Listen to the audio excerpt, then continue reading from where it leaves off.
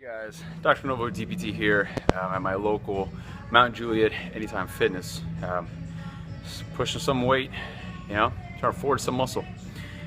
Wanted to give kind of a segment video here to group in a whole series of extended leverage sets or trisets to include here.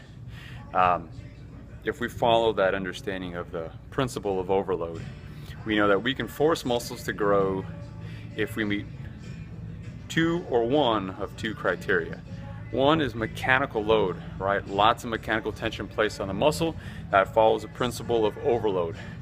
Heavier the weight, more motor units I can recruit, hence the more damage, more repair, subsequent muscle hypertrophy. Two is metabolic stress.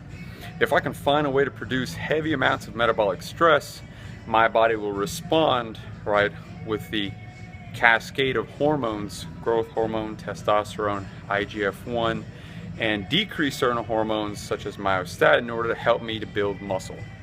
So again, extended leverage sets allow us to continue to keep working well beyond the regular point of fatigue by recruiting more motor units simply by changing the angle at which I work in so that I can optimize leverage, hence why it's called an extended leverage set.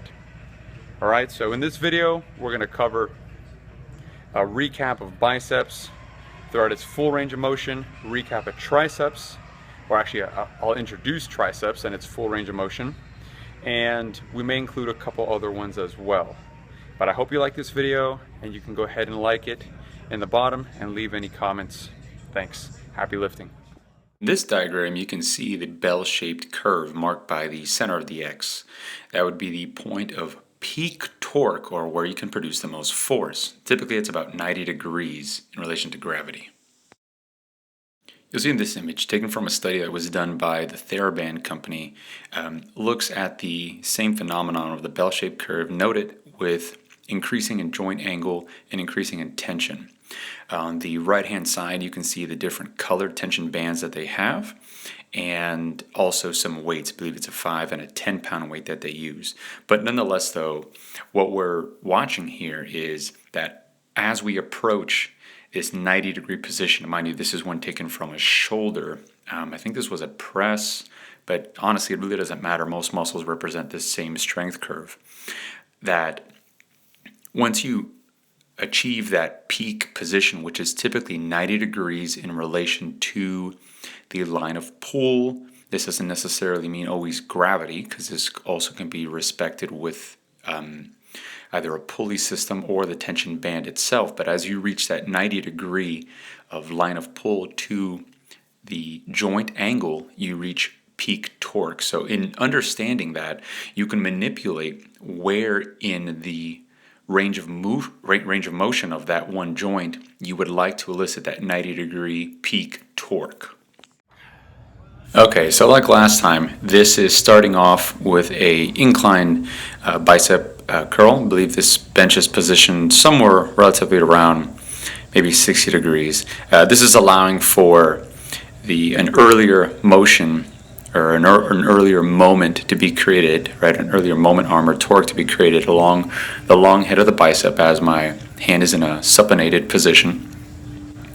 And here the angle increases to roughly about 45, maybe 30 degrees. I don't have a goni set to this bench, but nonetheless, though, I'm able to now work this in a little bit different angle.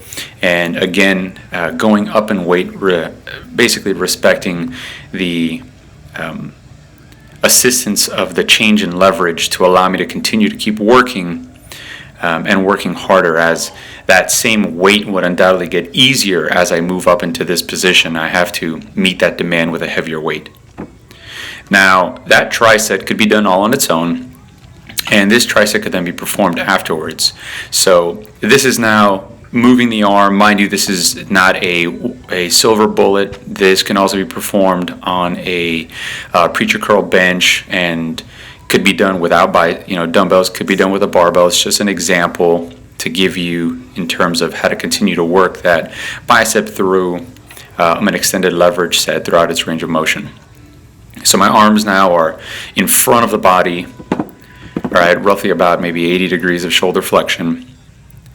And here I'm about at 90 degrees. Okay, this is using a pulley for constant tension. Mind you, this exercise can also be performed laying down in the supine position with the bands above you, which would allow you to use a rope to perform this bilaterally. If you want to see a video on that, just ask me and I'll post one. And finally, to continue to keep working that long head of the bicep into the higher ranges, into a bilateral bicep curl or Superman curl. Mind you, your biceps not only flexes the elbow and supinates the wrist, it also assists in shoulder flexion. Now, this is an extended leverage set for a tricep. This is a closed kinetic chain exercise. All right, so I'm performing dips here with the arm starting behind the body. Okay, so this would not be the tricep in a stretch position. This would be the tricep in an approximated position. So I'm basically working this in reverse as I did to the bicep. And that's important to understand because you can attempt this in various different ways. So notice the arm was behind the body. Now the arm is to the side, and this is basically doing some French presses. And then here we have just our traditional tricep pull down, working in another range. And this again would be an open chain movement using constant tension with the pulley apparatus. So here I'm just going to walk you through a little bit of a separate tricep or extended leverage set. So now we're going the opposite way. Now we're starting to put the tricep on stretch. And here's about maybe about a 30-degree incline to a flat. And this can be taken all the way up to a seated overhead shoulder extension or standing pulley overhead extension following this exercise. I just didn't have time to record it. Hope you guys liked the video. You can leave any comments on the bottom. And thanks for watching. Happy lifting.